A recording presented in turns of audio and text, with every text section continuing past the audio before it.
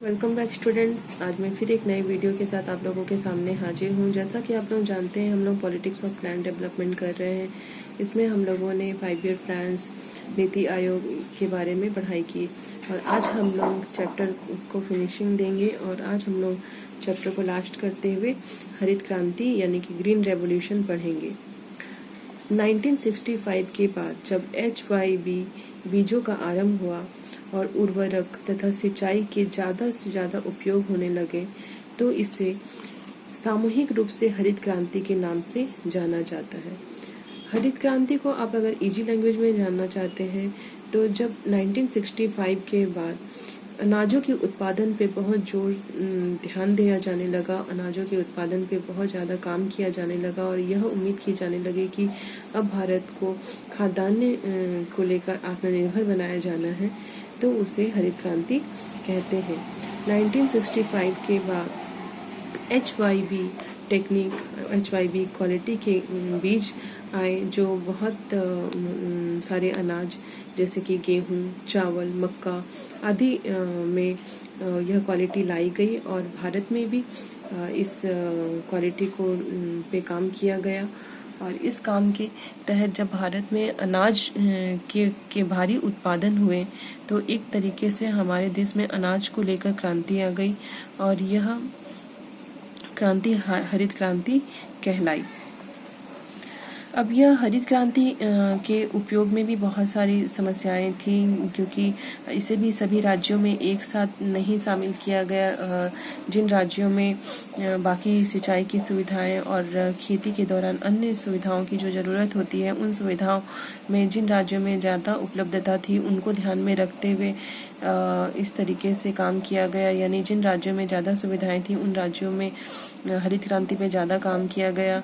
इससे सब कुछ समस्याएं भी आई, इससे भेदभाव के मामले उत्पन्न होने लगे।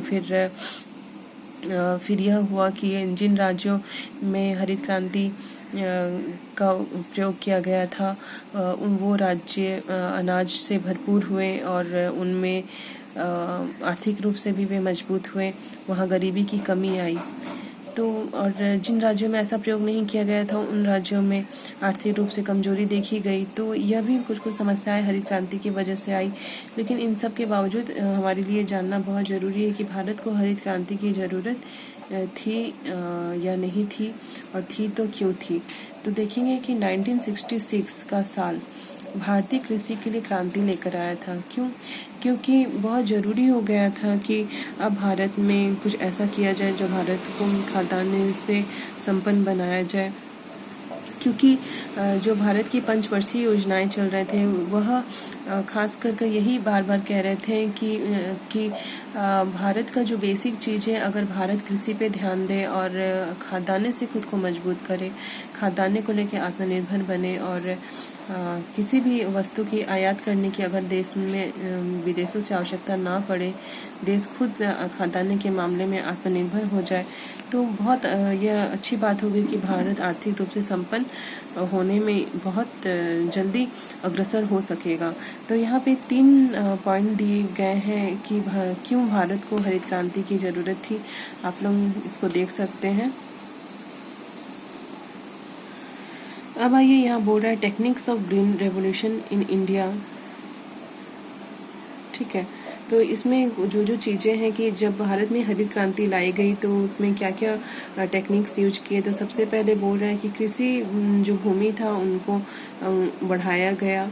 फिर कोशिश की गई कि एक ही धरती पे 2 फसल लगाए जाएं।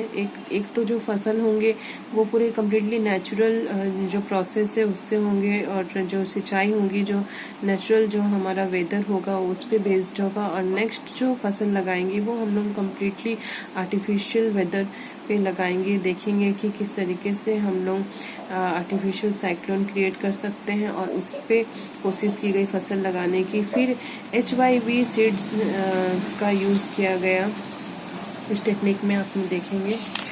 फिर इस तरीके से इन 3 टेक्निक्स का इस्तेमाल करके भारत में चावल, गेहूं, मक्का, बाजरा इस तरह के खाद्यान्नों पर काम किया गया।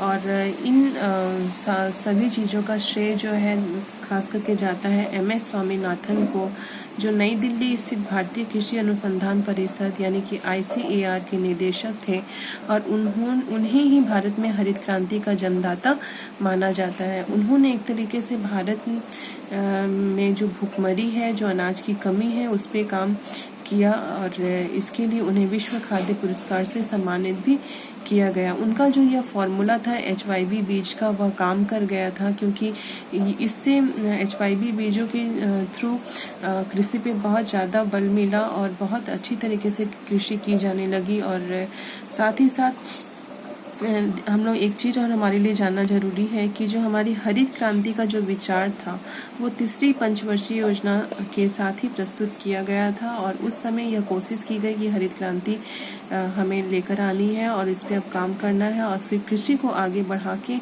हमें अपने देश को खाद्यान्न से सक्षम बना देना है। और फिर उसके बाद साथ ही साथ पशुपालन, दूध उत्पादन, कुक्कुट आदि पालन पे भी हमें काम करना है। तो यह जो योजना थी आप 3rd 5 ईयर प्लान में ही थी, आप लोग देख सकते हैं।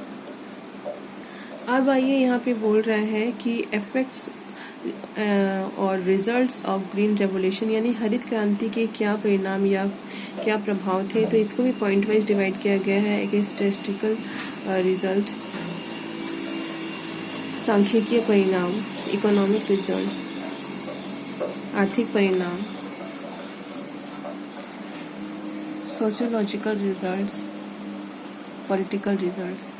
तो अपन देखेंगे सांख्यिकीय रिजल्ट्स में यह है कि हरित क्रांति के लाने से हमारे देश में जो खाद्यान्न के उत्पादन की जो प्रतिशत क्षमता थी वह बहुत ज़्यादा बढ़ गई थी। तो यहाँ पे देखेंगे कि 70% क्षेत्र गेहूँ, 35% क्षेत्र चावल और 20% क्षेत्र बाजरा और मक्का के थे।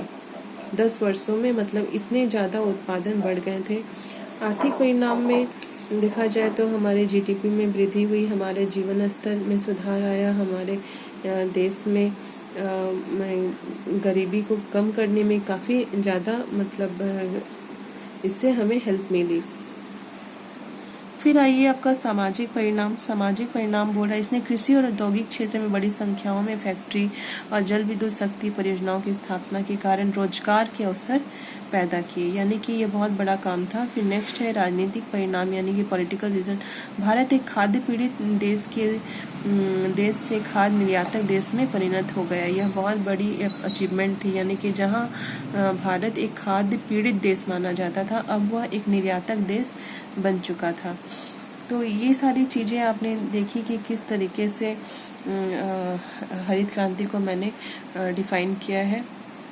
तो ये सारी चीज़ें हैं, आप लोग इन सबको बहुत ध्यान से आप लोग पढ़ेंगे स्टूडेंट्स, और आप लोग इस पे अपना नोट्स बनाएंगे अच्छे से।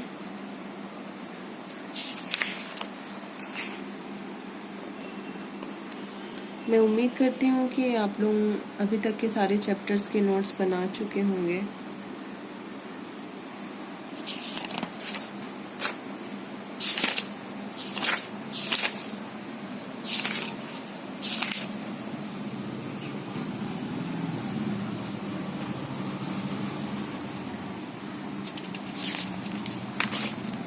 आज ये चैप्टर मैं यहीं ख़त्म करती हूँ। नेक्स्ट क्लास में मैं नेक्स्ट चैप्टर शुरू करूँगी, इसलिए आप लोग इस चैप्टर को इन क्वेश्चंस के अकॉर्डिंग नोट्स बना लेंगे और अपने एग्ज़ाम की तैयारी करेंगे, और इसके बाद हम नेक्स्ट चैप्टर्स पे डिस्कस करेंगे।